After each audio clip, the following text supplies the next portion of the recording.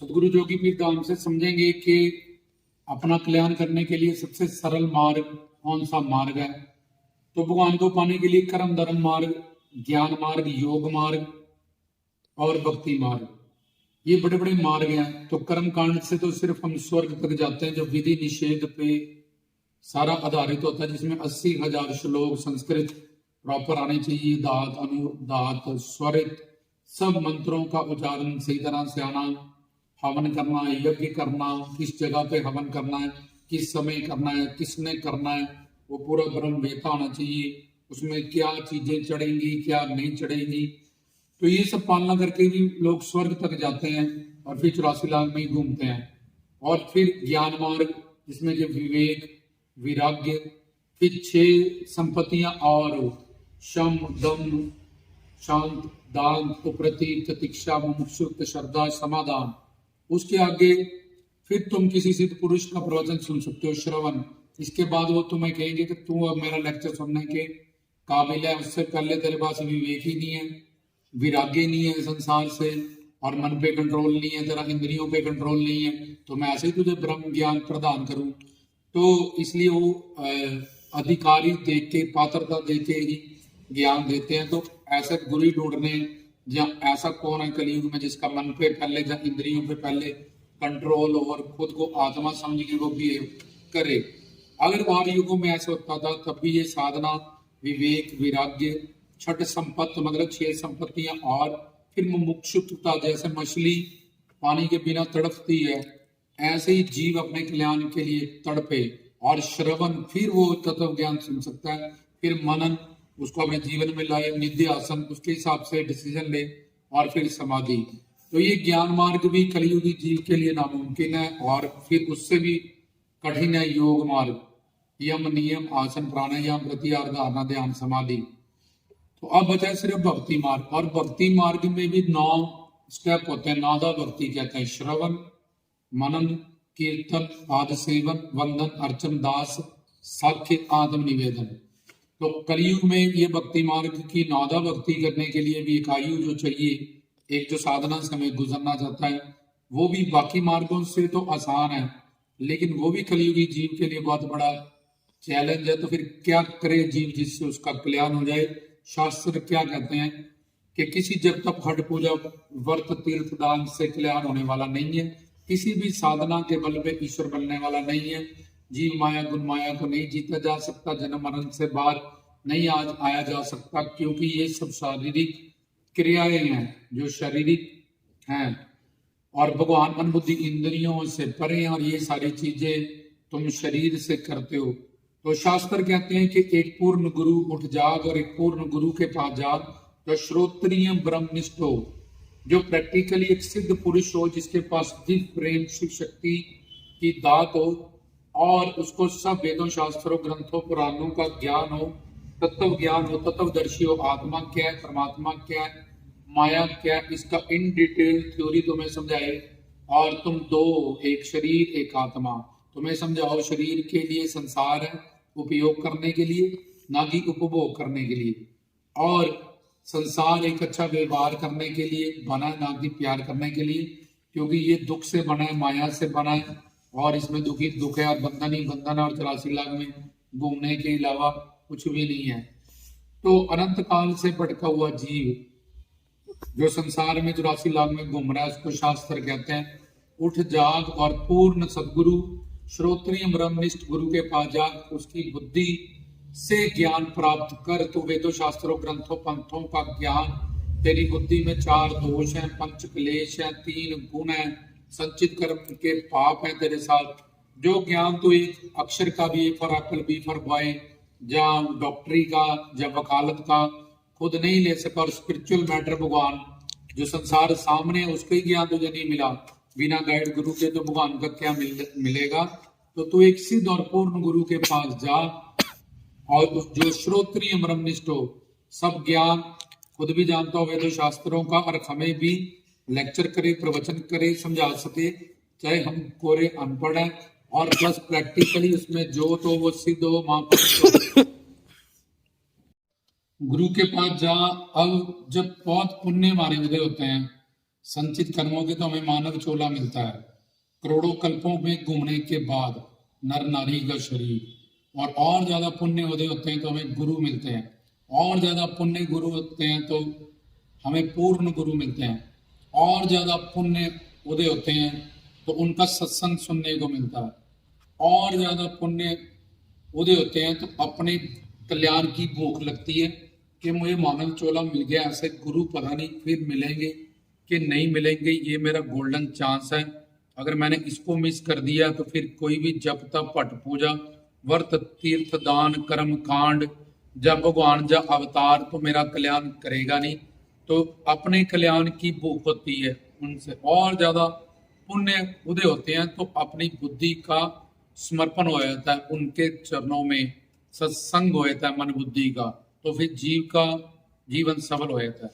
लेकिन इसमें से कोई जो एक बात भी नहीं अगर हो पाई तो उसका गुरु से मिलना भी व्यर्थ चला जाता है, फिर वो करोड़ों कल्पों तक वैसे ही घूमता है और उसको ज्यादा दंड मिलता है कि यार तुझे इतने अच्छे और पूर्ण श्रोत्रिय ब्रह्मनिष्ठ परमहंस गुरु मिले तब भी तूने अवसर खो दिया, तो अब देख तेरे साथ करोड़ों कल्पों तक क्या होगा। तो खैर ऐसे गुरु के पास शास्त्र कहते हैं उठ जीव और जाग जा और उनसे शिक्षा दीक्षा प्राप्त कर, उनकी तन मन धन से सेवा कर जिससे उनको खुशी मिलती है, ना कि अपने स्वार्थों की पूर्ति। तूने संसार में लेना लेना लेना लेना या लेना देना ही किया है, इसलिए तू 84 लाख में घूम रहा है और दिव्य प्रेम से और सुख शांति प्रेम आनंद से वंचित रह गया।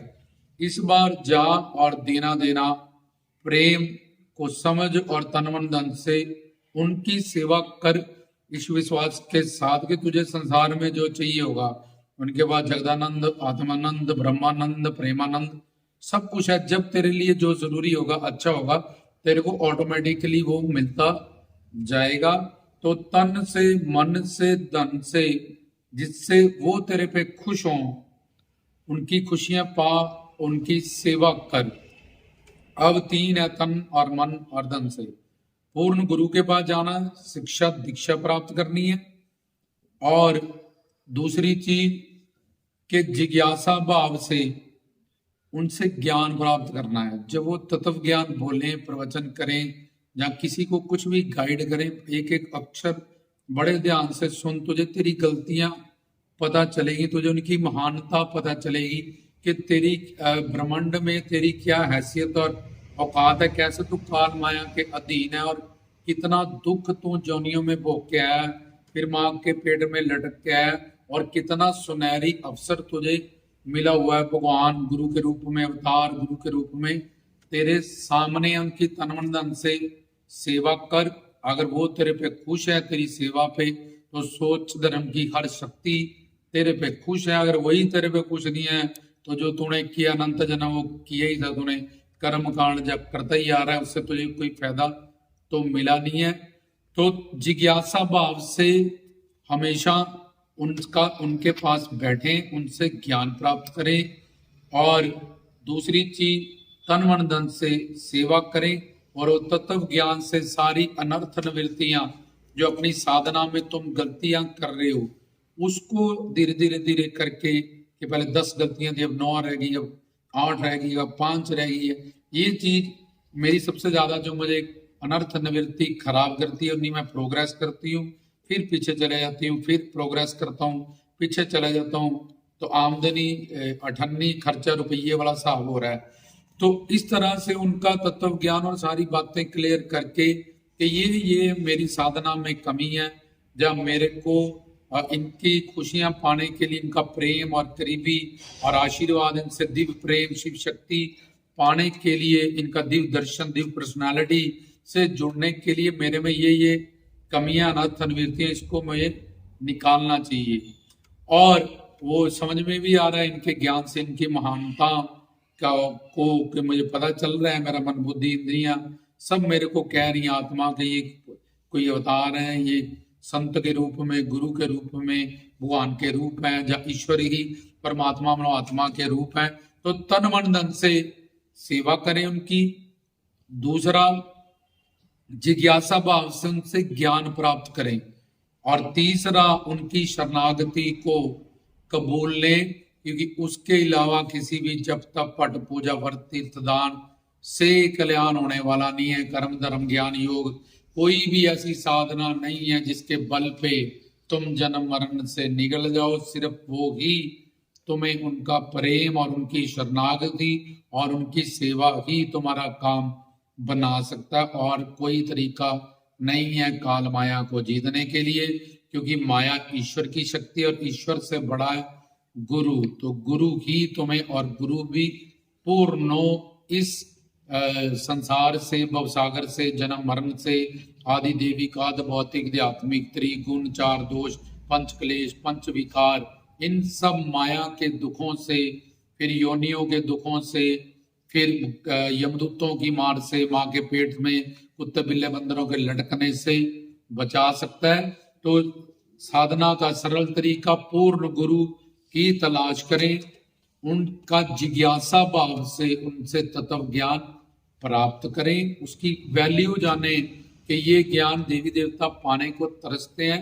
किसी भी साधना के पल पे मुझे ये ज्ञान नहीं मिल सकता जो ये दे रहे हैं, कितनी आसानी से सब ग्रंथों को निचोड़ते हुए कितना लिमिटेड करते हो। जितना ज्ञान तुम प्राप्त कर लोगे वो ज्ञान तुम्हारी विवेक तुम्हारे साथ जोड़ दिया जाएगा।